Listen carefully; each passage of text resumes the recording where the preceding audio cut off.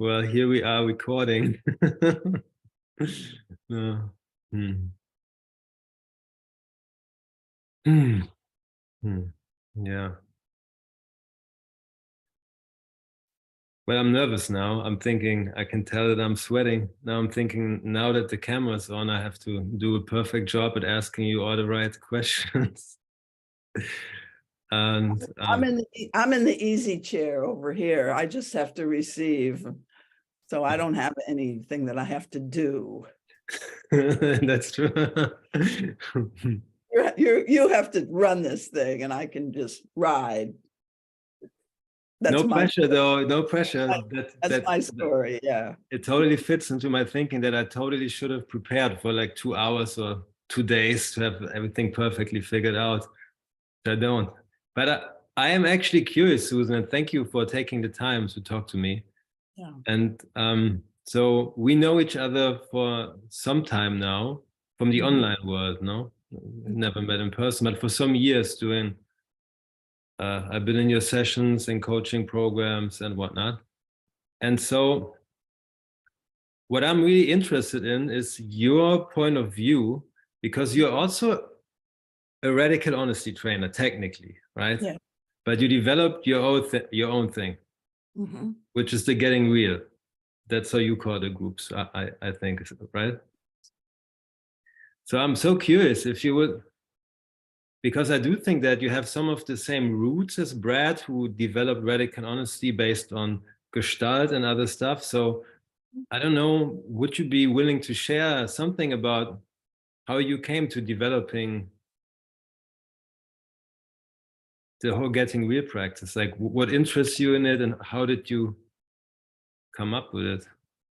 So that's a good question. So I think the core of my teaching has to do with helping people be with emotional pain compassionately and consciously so that they can get over needing all these automatic patterns like lying, sugarcoating, pretending, giving to get, being passive. When somebody says they want something from you, you just think, oh, sure, I guess I have no choice. All of those automatic patterns that form the human personality. I'm trying to help people realize how addicted they are to controlling outcomes of their communication for the purpose of avoiding emotional discomfort. And I really want to help the human race learn to reparent themselves, give themselves the things that they didn't get as children, so they're not still trying to get that. Yeah, we should try to get what we need emotionally from our partners and from friends, but sometimes you just can't. And being able to be with the reality of that, the discomfort, the pain of that, without making it mean a whole bunch of extra things. You know, I'm a bad person, I'm not worthy, I'm not lovable. So first of all, just like we learn in Gestalt therapy, to sort out what actually happened from the mind story, but using that skill to see how much your early wounding is conditioning your ability to see reality now. And once humans get a little better and better and better at processing their emotions efficiently, feeling emotional pain with self-compassion, they will not be as avoidant of honest communication, inconvenient truths, people who are different than themselves, and that triggers them because somebody's got to be wrong. They will not be as controlled by all those patterns, and maybe we can actually put our heads together to solve the serious problems that humanity is facing today. It's basically grow up. And that came from when I was a child. I looked around and I didn't think some of the adults, I thought my parents were like amazing. But my grandparents, I thought, wow, they are really immature. Look at the things they say to each other. This is bullshit, you know. And I looked around at a lot of other things, you know, the way we were treating the environment and some things about, you know, the political stuff I saw on TV, because we had the McCarthy hearings, Gene McCarthy, you know, everybody's a communist. All the movie stars who were a little bit liberal were, you know, being hauled into court because they were communists, Lucille Ball and so forth, you know. Most of the people that are listening to this are too young to know all this. For me, I don't know who you're talking about. You don't know what I'm talking about, but the history of the United States, you know, in the 50s was not as bad as it is today, but it looked pretty dysfunctional to a small, smart child who had really great parents who had me able to feel safe enough to have my own opinions, express my own feelings. And maybe I'm operating off the unconscious of my parents a little bit too, because they were probably a little frustrated with the state of the, well, I know they were, with the state of the culture and the state of the politics and everything. And so I've partly grown up to carry on their unconscious work. Carl Jung says that often children carry the unconscious, the unfinished business of the parents, you know. So I'm sure I have some of that motivation, but it honestly came from from many memories of going, you know, looking around up at, you know, I'm like looking up, these people are idiots. And yet I had love in my heart, you know, I loved my grandparents and so forth. And I loved people, but I felt sorry for the sorry human race.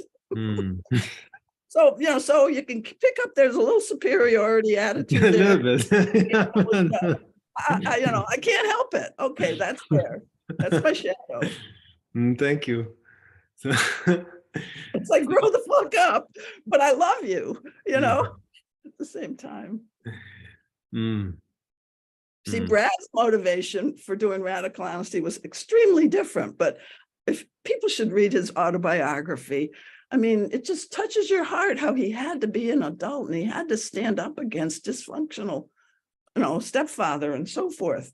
I mean, you know, our childhoods do condition the theories that we come up with. I think that's a good thing for all of us budding people helpers, you know, the people in the community that are going to watch this, you know, we've got our own motivation for doing what we do. And it's kind of fun to look back and look at some of the roots of that. So like you had some of the same teachers with Brad, I imagine, no? Like you were around at the same time. Yeah. Well, Jim Simkin and Fritz Perls, I'm not sure if we had any of the other same teachers, but I you know, I had a lot of Gestalt therapy teachers who were more influential to me than those two. But those two were extremely powerful men, but I didn't spend a lot of time with them. I spent more time with Irv Polster and Miriam Polster. Those I don't know. They ran a Gestalt Institute also, and Marilyn Rosanus Barrett, she ran a Gestalt Institute in different cities, you know. So what I'm curious about, what I imagine is, or what is interesting for me is actually to hear when you are facilitating groups with the focus to get real, like be honest and share honestly. Yeah. What's your focus for the group experience? Is it more personal transformation kind of thing, or is it more connecting in the moment? Like, No, it's both, but I probably put personal development a little higher than connection. I believe that, well, first of all, I have a little phrase, you can only be as honest as you are self-aware. Yeah, I think I mentioned that 100 times and quoted you. Because I think when we're in a pattern, we don't connect that well. So when I say self-aware, I mean aware that you're in an automatic pattern, like people pleasing is the common one. And when you're in a pattern, I think that disrupts your actual connection, your authentic connection with others. So So sometimes connection and feedback, I do a lot of feedback in my groups. When I heard you say this, I felt this, that's a big thing. And that came from NTL, National Training Labs. I mean, that's not original with Gestalt, that was NTL. So that's T groups, if people know what T groups are. And the cornerstone of T groups was, when I heard you say this, I felt that, or then I've added, I said to myself, because thoughts are valid too, so how do you share thoughts about somebody else, judgments, whatever, and stay on your own side of the net? Because that's another big practice in getting real, is staying on your own side of the net. I remember when I talked to Brad about that, he didn't like that. So he and I have I don't know what his philosophy was about that, but I don't know. Honestly, we never even dug into that. I imagine that he probably wouldn't disagree with the staying on your side of the net, but I do imagine that with emotions, and that would be one of my next questions, I think he would emphasize more the experiential expression, that people have a chance to, I think, really with the congruent intensity, experience the emotion, whatever emotion it is, before any kind of reason making, maybe. I think he was very much more into the direct expression first. I'm very much into that too. I mean, like, as you say that, what do you notice in your body? Stay with that. I mean, stay with it longer than you ordinarily would. See what it feels like. What's the texture, the movement, the energy of it. That's a very big part of what I do also. I highly emphasize slowing it down so you can really feel it. So in that case, how would you work then? That's actually one of the questions I had pre-planned, or some I probably don't have pre-planned. If somebody would experience really like an experience of anger, like stronger, that there's like, would you work at all with some kind of that they have a chance to express the energy somehow, like in a way that is more explosive, or would you work more with the just noticing how it moves? And like, because I know that Brad was a big fan of then like saying it with the intensity that it feels like, and then seeing where it lands after. It depends on the type of group I'm doing. I have different different contracts with different groups.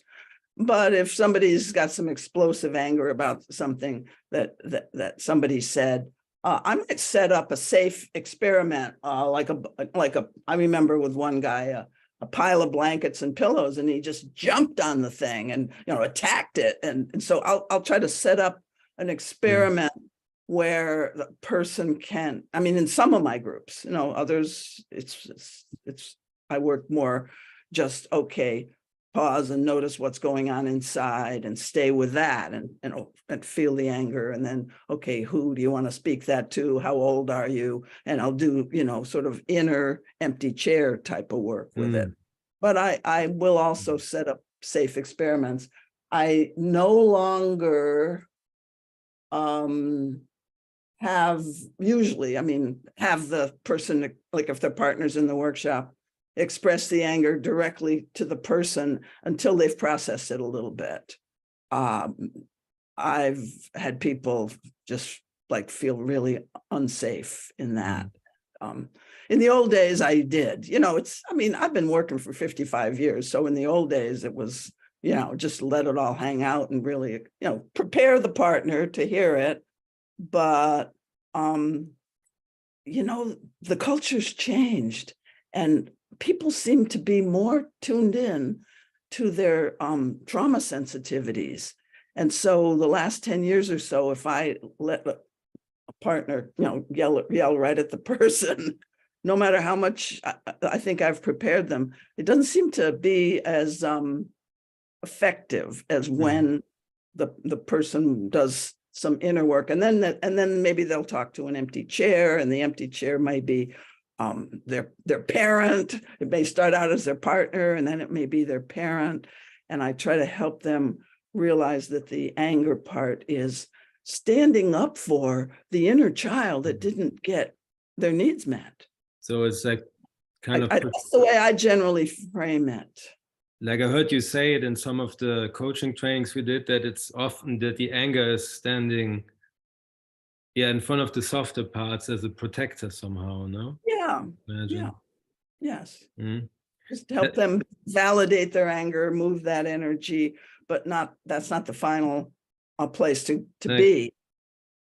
It's really interesting for me to hear that, because that's something I haven't found well, I'm experimenting with different ways. I imagine like in workshops, when it comes up that people are angry, generally recently it's not super explosive anger.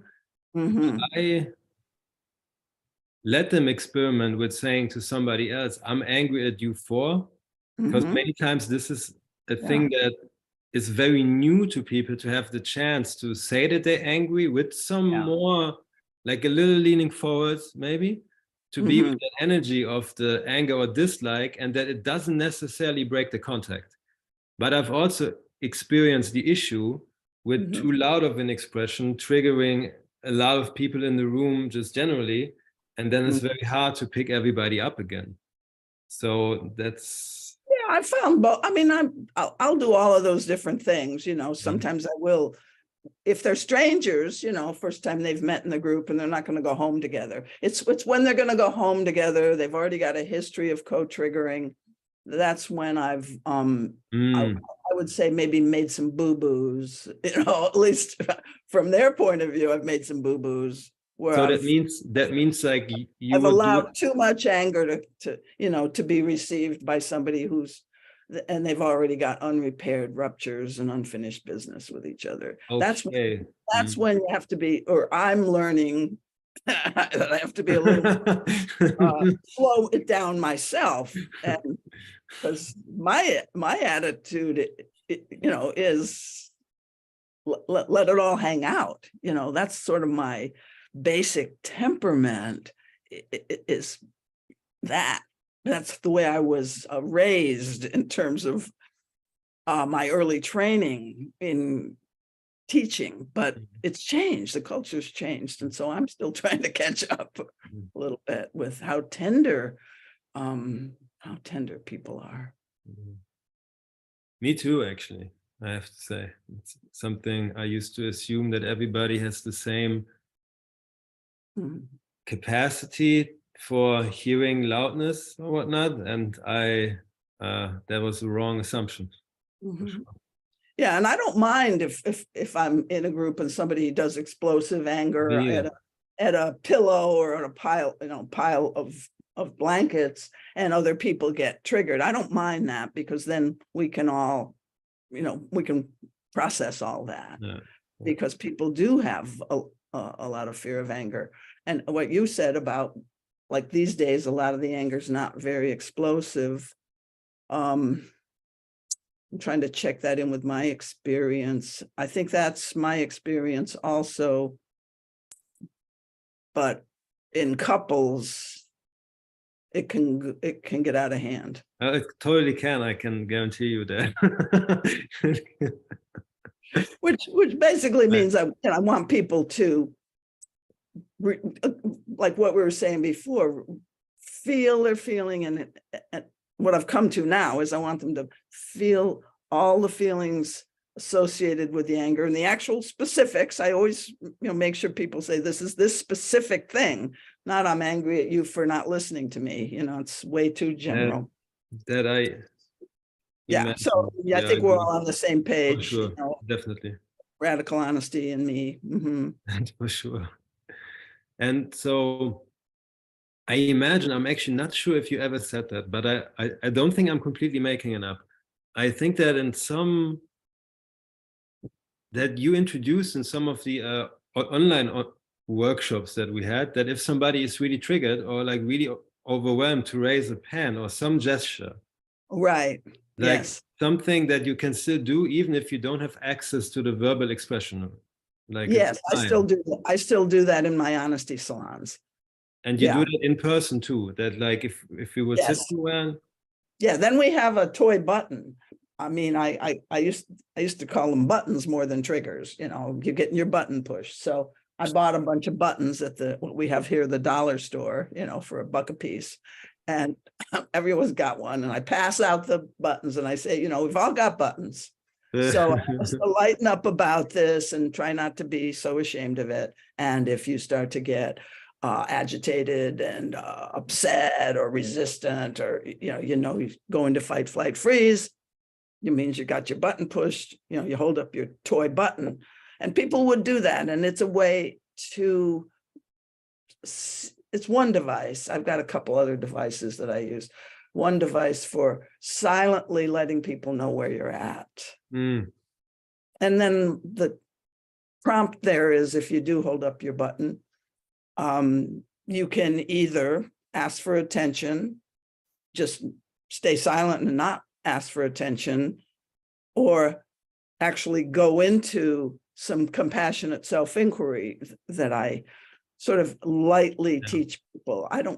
In my honesty salons, I don't do a lot of teaching, but I give them a little light version of how to feel something and open up with your breath, open up a bit of a witnessing space and hold that tender place like a much loved child.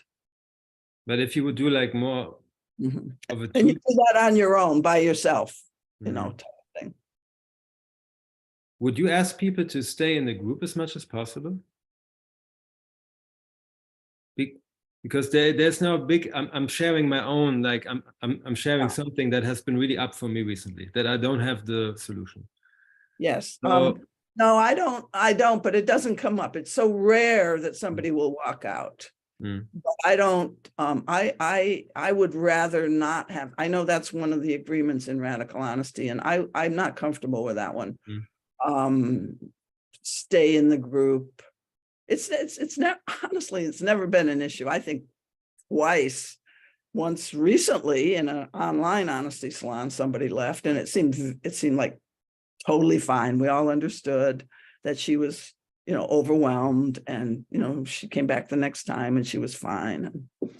And then I think there was once in my home honesty salon, and I just went out and I said, I'll be right back. I went out and talked to the person a little bit, and they came right back. It's just never been an issue in my world to feel like I need that ground rule, but I'm uncomfortable with it. It's interesting because like that's really interesting that you say it, because like I come from the background of having actually adopted this as I don't put this as an agreement like that, but generally the idea would be to stay as much as possible, like, and to work with what's up with expression.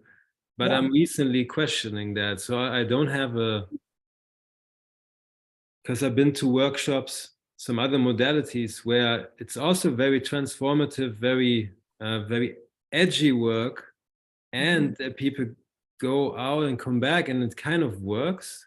So that's something I'm still exploring, like, or how can, I'm not clear on this yet. So I will keep like exploring that, how I feel. And my mind's going back to some of the guidelines I used to use in honesty salons. And I do believe for a period of time, I did have one stay to the agreed upon, you know, be on time and stay to the agreed upon ending time. I do remember having that, but it wasn't like an agreement. It was, you know, these are guidelines. And then I can't even remember why I took it off. I think I had too many guidelines, and that one just didn't seem relevant or something, you know. But I remember having that at one point. I mean, I've changed how I work so much. I mean, it used to be the Wild West, you know. I mean, you know, taking your clothes off in the group, arm wrestling, doing other physical fighting type of things. We're more worried about lawsuits now, I guess. I'm kidding, because I've never worried about it. Happened once. It happened once in a group that a person said that they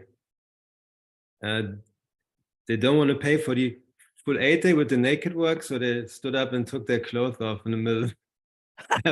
happened one time. But it was kind of, I'm sweating now. Now I imagine what people think, what kind of stuff happens in my workshops. Right, yeah. And it did happen once, and it was kind of a good experience, I thought. Yeah, really. It's wonderful when people are uniquely themselves. We used to be more comfortable with nudity than we are, we are. I'll just say that, Nudity wasn't a big deal until, I don't know, maybe sometime in the 90s. I'm not sure when everything shut down. I think in Europe, it's still a bit more liberal when it comes to nudity than in the States, I would judge. Right. Probably, now. I expect. So if you want to get naked in workshops, come to Europe. Oh God. Feel warm now. I'm happy for this conversation. I appreciate you for talking. I'm checking in. What adds?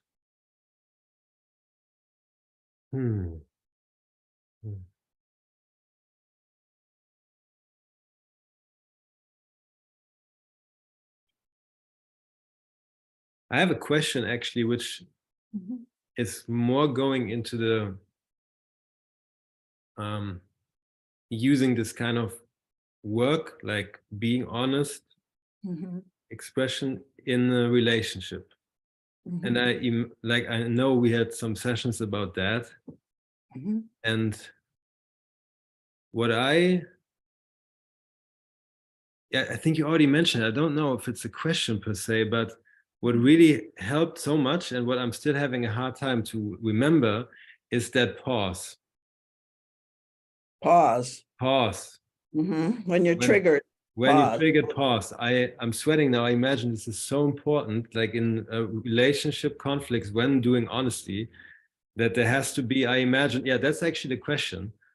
Would you agree with the statement that like it only really works to go into like expressing feelings strongly or things if one person at least is not triggered and can hold the space? Because if two people are triggered, then it just doesn't make any sense. I even think if one person is triggered, it doesn't make any sense. Once in a while, I mean, for most people, because a lot of people have a should, that they should be able to hold space for a triggered person. And yet, if we're talking in intimate partners now, more often than not, when I see people do that, or I hear about, I was able to hold space, they're really not with their own feelings. They've got a pattern already of focusing on the other person's feelings and ignoring their own feelings. And those are the kind of, avoidant attachment, you might say, or people who tend to, shut down in conflict. Well, they think they're present, but they're halfway shut down. So I think it would be better if both people pause and the mild-mannered shut-downy type person gets to look at their shutdownness and explore that. So we don't have just an identified patient in the couple. Both have their issues that are creating this co-triggering. Because it's common for avoidant type personalities to think that they're more in charge of themselves than they actually are. I'm taking that in for a moment. I can totally relate to when you said we have one identified patient, and I'm just I never did that, but I heard some people do that. Really important to help both people take some responsibility for what's going on. Yeah, I mean, yes, there are crazy people, okay, but the other person's got some material that they need to work if they've chosen a crazy partner. But I think I heard you say that like in relationships, then it's especially more important if there's like an existing connection, to come more to the softer parts and the core fears, maybe, than to just stay in the rah, rah, rah, rah. No?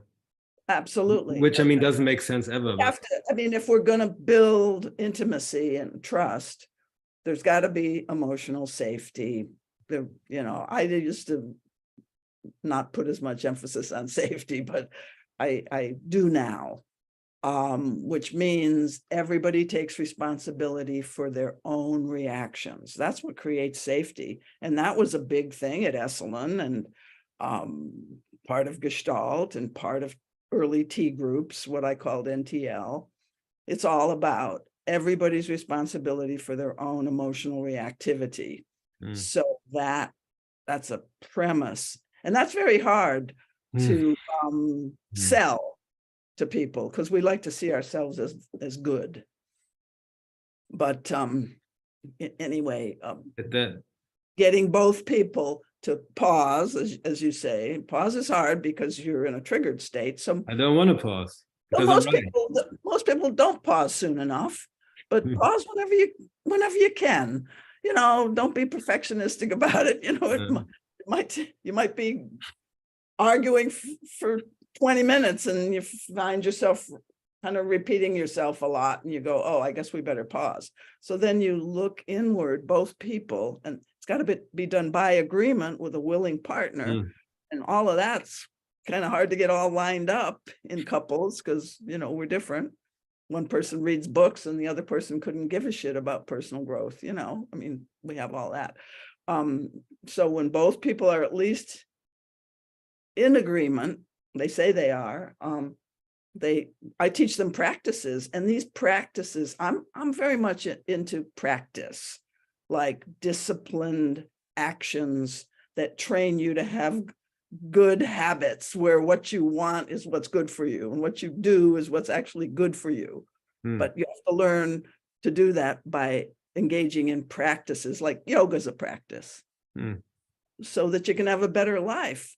But the practices like pausing is a practice, feeling your feelings more deeply with compassion, that's a practice. You have to do that every single time, I think. If you want a good life for at least a couple of years, you do that every single time you get triggered. You do the pause practice, the breathing and self-regulation practice, and the compassionate self-inquiry practice. And then you can come back and talk from a vulnerable place. And that's what creates healing of the wounds and healing of whatever hurt, I've got, blaming you for. If you come back and repair in a way that says, I was triggered when I said that, I didn't mean it. It's like I wasn't in my right mind when I'm triggered, and that's forgivable. We have to all forgive that we do the fight, flight, freeze thing, because that's just automatic in our brains. It's just a survival reaction. We got to get used to that and not take it as real or serious, but be gentle with it. I mean, it is real, but I mean, not take it as reality, what your mind made up about what was going on. I'm being rejected, I'm being abandoned. That's not real. Your reaction is real. And you look at that and you find out where the stories came from. And you do that over and over and over. And eventually you come to terms with the fact that you do have some emotional sensitivities that you'd rather not admit. Because you want to be strong. Or have your shit together. All this is forgivable, folks, bless our hearts.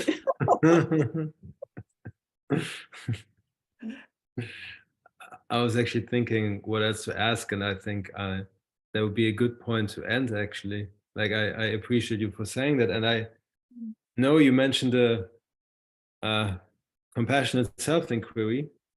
Like I do want to say now, like, I haven't planned it like this, but that's something you do have in your book, From Trigger to Tranquil, that you teach there, no? Yeah. And there's a script. If somebody wants to learn that, there's a script for guiding yourself through the practice where you learn to be tender with this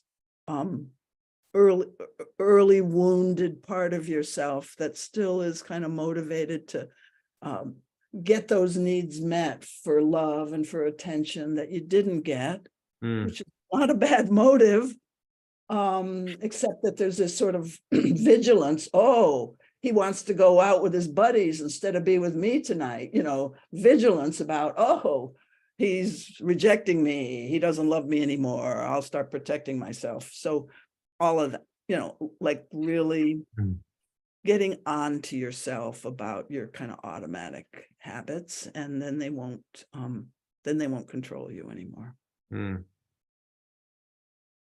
So if people want to learn more about you, where should they look? Oh, SusanCampbell.com is my website. So I put that somewhere visible. Yeah, great. And they can subscribe to my newsletter, which I will resume September 2023. I don't know when people will see this, but I'm taking 3 months off. So in the summer of 2023, I'm going to hopefully write a memoir, clean out my attic, you know, do the kind of things that you do when you're getting ready to pass on out of this life. Cleaning up my business. Well,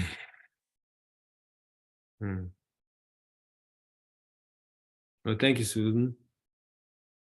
Oh, one more thing. If you go to SusanCampbell.com, please subscribe to my newsletter, because resuming in September, I do a free monthly group coaching call. And so, you know, you can just sample what I've got by coming to a monthly Zoom call once in a while. Okay, thanks. Okay, thank you for these wonderful questions and reflections. You know, I've learned some things about myself during this.